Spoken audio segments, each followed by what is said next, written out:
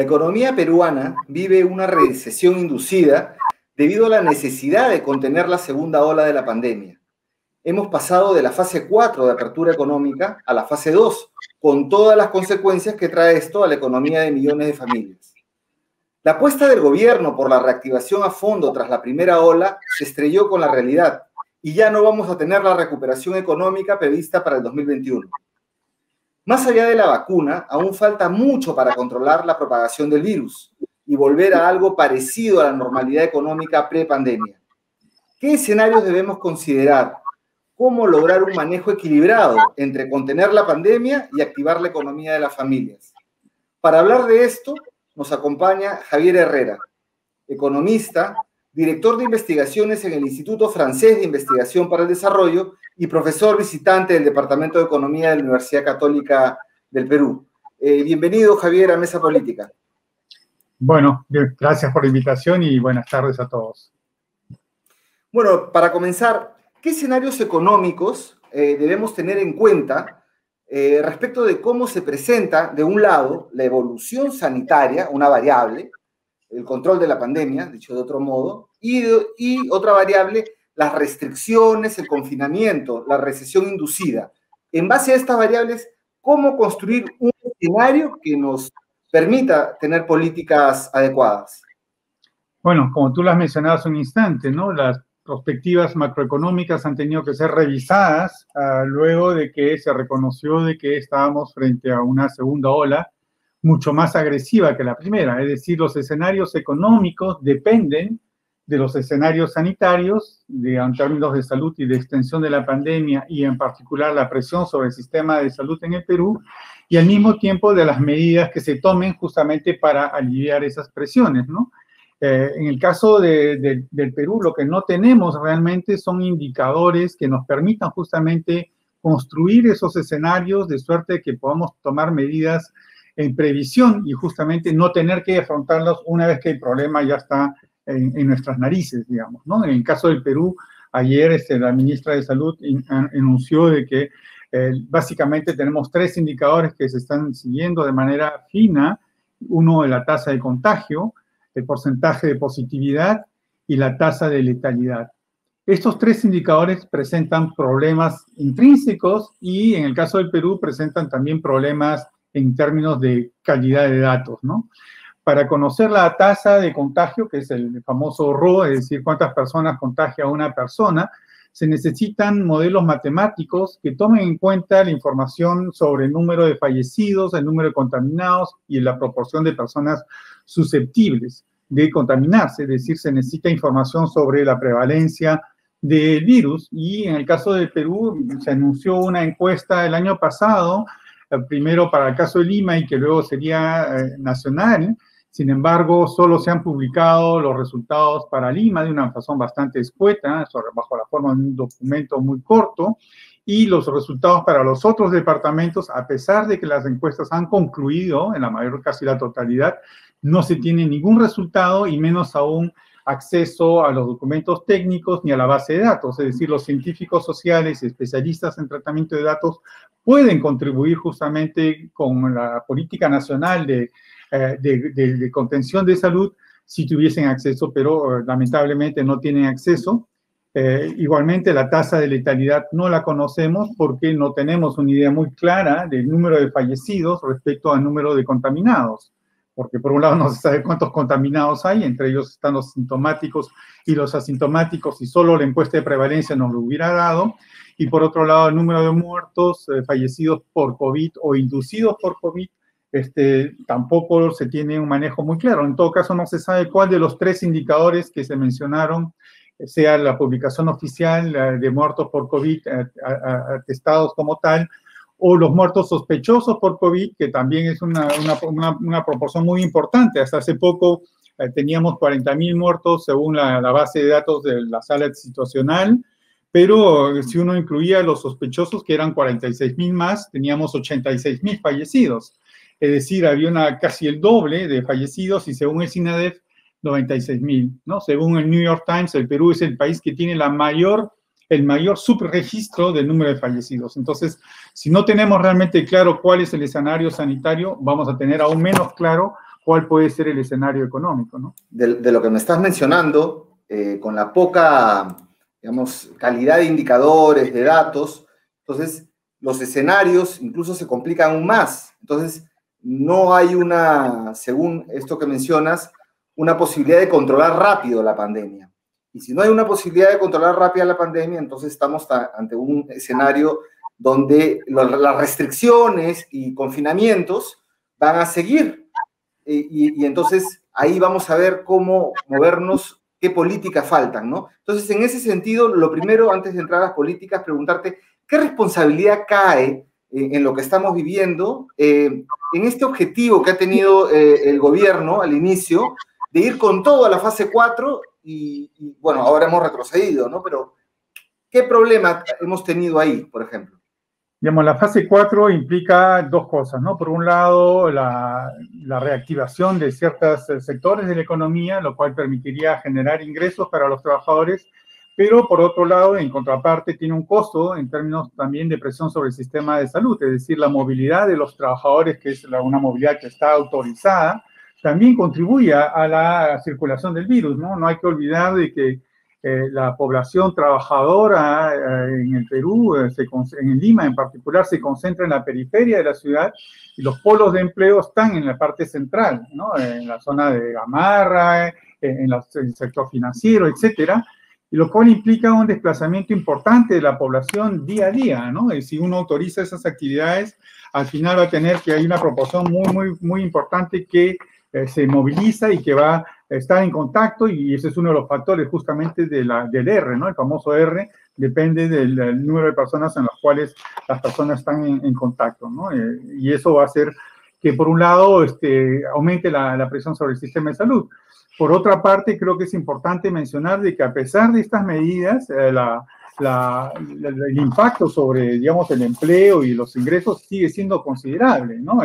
En este último trimestre del año, según el informe de empleo del INEI, la pega ocupada cayó en 13%, ¿no? Si uno considera todo el año es 23%, es decir, 1 de cada 5 trabajadores o casi 1 de cada 4 salió de la pega ocupada, perdió el empleo. Y si uno considera también la masa salarial, es decir, el conjunto de los ingresos por trabajo de los trabajadores, está caído en 25%, es decir, hay una reducción muy fuerte del poder de compra de los trabajadores que no ha sido compensado por la distribución de bonos. Estos han sido insuficientes y tardíos, ¿no? ¿Y por qué será? ¿Por falta de recursos, voluntad política, dificultades administrativas? ¿A qué se atribuye más de estos tres factores?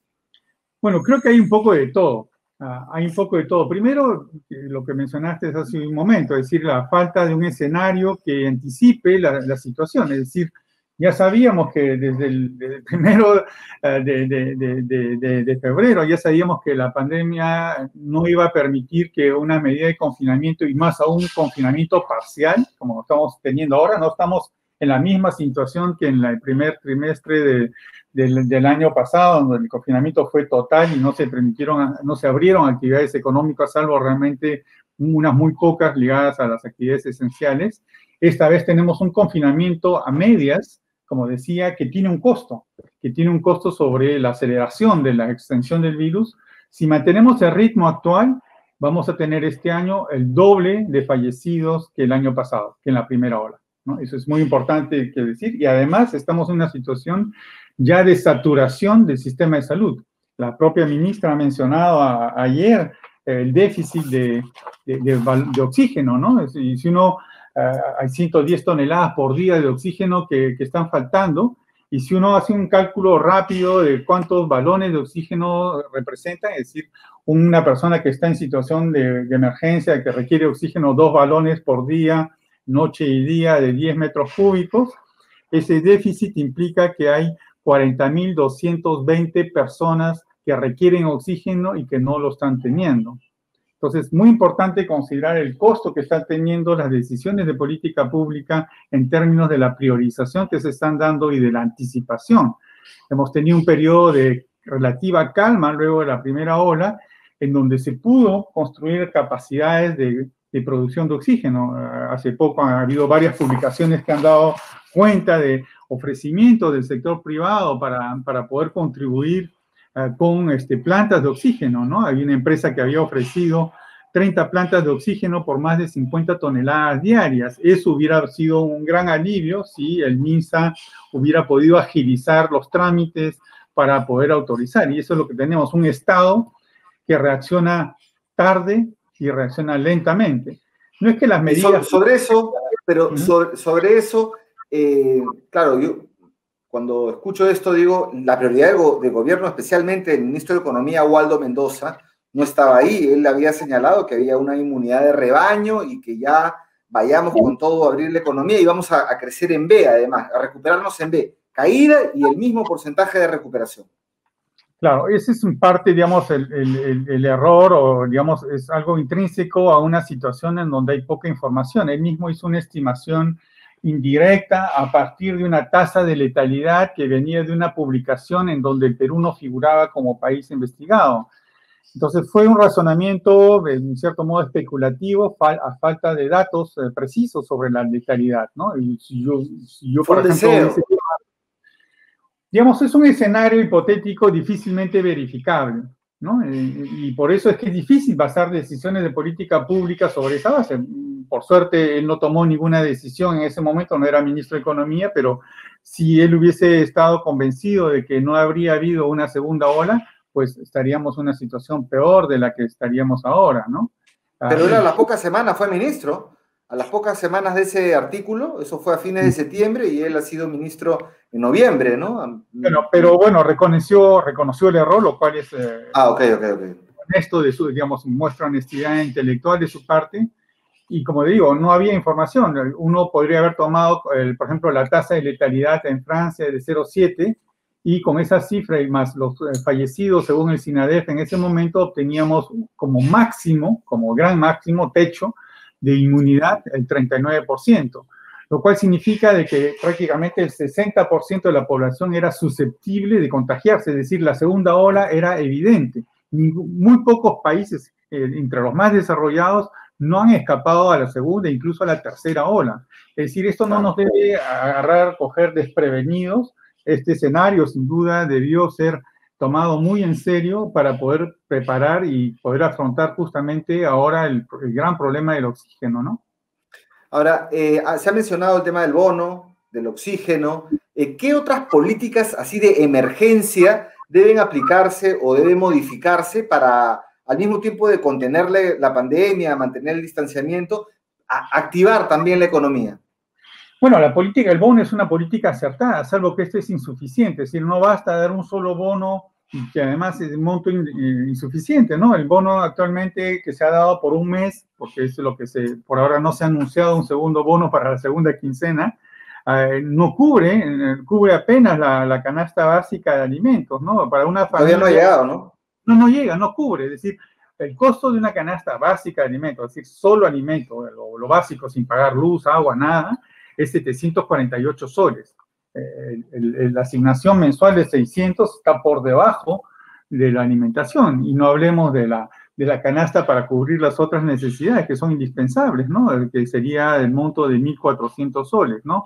Es decir, es insuficiente. ¿Y eso qué significa? Significa de que la población no puede mantenerse en situación de confinamiento, en todo caso no por una duración tan larga. A pesar de ello, y contrariamente a lo que se difunde en los medios, en cierto modo culpabilizando a la población, el Perú es uno de los países en la región que más ha respetado la cuarentena, incluso esta segunda cuarentena. Cuando uno mira los datos de movilidad de Facebook, de Google y de Waze, uno constata muy claramente, en el caso de Lima es muy claro, que la cuarentena ha sido más respetada que en Colombia, que en Chile, que en Ecuador, etcétera, ¿no? Entonces, la población sí está respondiendo con mucho sacrificio, pero también eso tiene límites. Y esos límites tienen que ver también con la configuración de las ciudades. En el Perú, en Lima y en particular, hay una segregación residencial muy fuerte en donde se concentra población que puede defenderse menos de la extensión de la epidemia por el hacinamiento, por la falta de acceso al agua, por el hecho que tengan que tomar muy frecuentemente el transporte para dirigirse a sus lugares de trabajo y por el hecho que tienen que hacer compras muy frecuentes porque no tienen pues recursos para hacer compras para los 15 días. Esa población se ha contaminado muy fuertemente, son ellos los que están pagando un tributo en términos de vida y de salud muy elevado, y ahora con la liberación, digamos, la fase 3 de que se permiten actividades que implican necesariamente la circulación en la ciudad, también el virus circula. Es decir, difícilmente se va a poder conciliar una apertura económica de ese nivel con medidas relativamente insuficientes para poder permitir a la población quedarse en casa. Y lo otro es el tema de la demanda agregada. ¿Quién va a comprar a los productos que producen las actividades permitidas? ¿Cuál va a ser el costo fiscal de los programas como Reactiva Perú, como el FAE de microempresas y pequeñas empresas? Son préstamos garantizados por el Estado, y si las empresas no logran reembolsarlo porque no hay demanda que permita sacar esos productos, pues el Estado va a tener un costo fiscal que quizá va a ser menor que el bono. Entonces, en términos de costo-efectividad, no necesariamente es un buen negocio de no dar un bono, ¿no? Y los recursos existen, ¿no? Ahí están los depósitos, digamos, del Estado, en los bancos privados, y también la capacidad de endeudamiento. Así es, los recursos existen, ya varios autores lo han mostrado, el mismo presidente del Banco Central, Julio Velarde, lo ha dicho. También el último reporte de inflación de diciembre del 2020, los ahorros fiscales representan el 12% del PIB, son 24.000 millones de soles. El sector público tiene una cuenta en el sistema fiscal de 81.000 millones de soles en términos de ahorros fiscales, es decir, recursos no faltan. Y aquí lo que tiene que manejarse y pensarse es de que a la vez hay que contener la presión sobre el sistema sanitario y reducir el número de fallecimientos. Ese es el objetivo central, el que subordina al resto, pero al mismo tiempo la política económica tiene incidencia sobre la capacidad del sistema sanitario a responder, tanto por el lado del incremento de la oferta, en particular de atención primaria con oxígeno, como por el otro lado contener la circulación del virus con medidas de bonos para que la población pueda soportar quedarse en casa, ¿no? Cuando se dice que falta mucho y hay muy mala calidad deficiente el nivel primario de atención en salud, a mí me da la impresión de que pasa eso con casi todos los sectores. El Estado tiene varios problemas para llegar a la población. Entonces, más allá de las responsabilidades de los gobiernos de turno, porque acá no se pueden escudar tampoco algunos gobiernos de hace 2, 3 gobiernos que no hicieron las inversiones que hoy se necesitan, pero más allá de la responsabilidad de los gobiernos y de la falta de políticas, ¿cuál es la responsabilidad del tipo de Estado que tenemos? Bueno, es muy evidente ahora, ¿no? Muchas de las políticas van en la buena dirección, repartir bonos, atender a la población en costas primarias, sin embargo, no llegan a ser efectivas, del mismo modo que en el caso de la educación también tenemos el mismo problema. Hay acceso incluso completo, pero la calidad de educación es tal que finalmente lo que se busca no se logra. En el caso del Perú lo que tenemos es un doble problema, ¿no? Durante este periodo de 20 años en donde ha habido una reducción de la pobreza monetaria muy importante, quizás uno de los más importantes en el mundo, no se ha, digamos, invertido lo que tenía que invertirse en dos sectores básicos, ¿no? Que son salud y educación. La extensión, por ejemplo, de la cobertura del SIS más el seguro social permite cubrir 70% de la población en teoría, en el papel. Sin embargo, cuando uno quiere ir a atenderse, pues las filas de espera son de meses y de meses. Entonces, lo que no se ha logrado es transformar esa idea de extender los servicios a una extensión efectiva, y eso requiere inversión, requiere dedicarle mayor presupuesto en términos de educación, mayor presupuesto para salud, y sobre todo no es una cuestión de máquinas, de balones de oxígeno ni de respiradores, es una cuestión, ahora lo vemos muy crucialmente, de formación de capacidades. En un inicio, el primer día del confinamiento, en marzo del año pasado, el presidente del Colegio Médico del Perú dijo, hay 500 intensivistas en el Perú, no hay más. Y bueno, entonces uno puede comprar ventiladores, camas UCI, pero el número de personas que puede atender un médico intensivista no es infinito. Y eso Y significa... además la respuesta al oxígeno, a generar esa atención primaria, que es simplemente poner sillas suficientes con balones de oxígeno, el personal que atienda antes de que la cosa se complique. Entonces, ¿qué tanto en el tema estructural la subsidiariedad del Estado es una cosa que hay que cambiar, de repente no en la emergencia, pero sí avanzar hacia otro tipo de Estado en el tema de subsidiariedad, de relación con los privados? Bueno, como decimos los economistas, hay que tomar decisiones sobre la base de evidencia empírica. Ya tenemos suficiente, digamos, periodo de prueba de un estado en donde justamente se permitió al sector privado invertir en sectores que le competen de manera obligatoria. Es parte de la constitución política del Perú, ¿no? El acceso a la salud y a la educación son elementos esenciales garantizados para todos los individuos independientemente de su condición económica y otra. Y lo que hemos visto en estos últimos 20 años es una extensión del sistema privado, por ejemplo, de universidades, con los problemas de calidad que han implicado. Es decir, las universidades se volvieron un negocio lucrativo y al mismo tiempo una estafa para muchos de los estudiantes que estuvieron en esas universidades, para quienes ahora se les ha denegado la licencia por no cumplir justamente con los requisitos mínimos. Es decir, aquí se ve claramente de que no es suficiente abrir la economía, permitir actividades que deben estar sobre todo bajo control del Estado. Bajo control del Estado no significa de que se prohíban actividades privadas.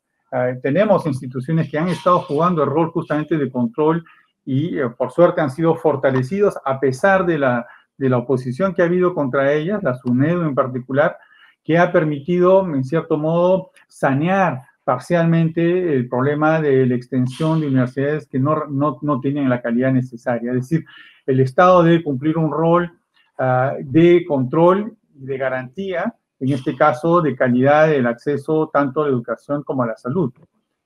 Hemos visto, por ejemplo, el tema de justamente durante la pandemia.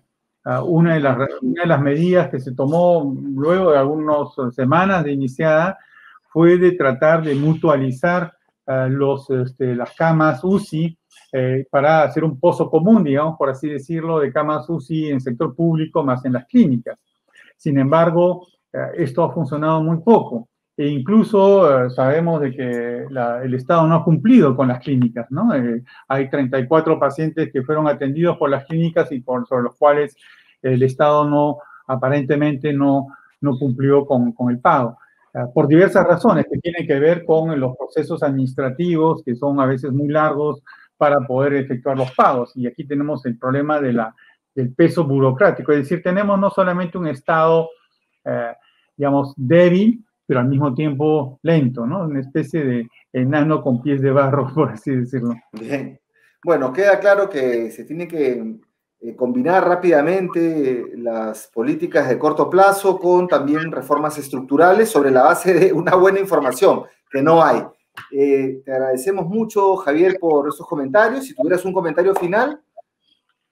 Bueno, el comentario final es simplemente una recomendación a la población de que sigan realmente cuidándose. Estamos en la peor fase desde el inicio de la pandemia. Tenemos un crecimiento muy, muy rápido y creo que aquí todos, como se dice, tenemos que poner el hombro para salir adelante. Bueno, muchas gracias, Javier. Será hasta otra oportunidad y con ustedes hasta el próximo programa de Mesa Política. Gracias.